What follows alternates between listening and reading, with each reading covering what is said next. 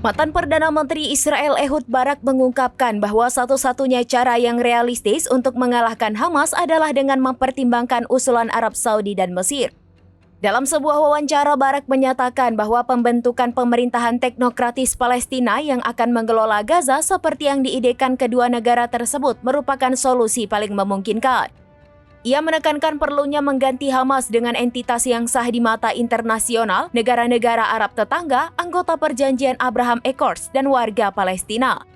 Diketahui beberapa negara Arab dan Mesir mensyaratkan lengsernya Hamas dari Gaza untuk bantuan pembangunan, sementara Hamas sendiri menyatakan siap menyerahkan kekuasaan kepada Komite Persatuan Palestina.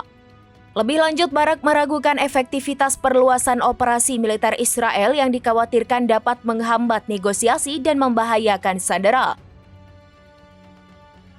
Ia menilai Perdana Menteri Benjamin Netanyahu tidak memiliki tujuan yang jelas dan realistis, serta mengingatkan Israel untuk belajar dari kegagalan di Vietnam, Irak, dan Afghanistan.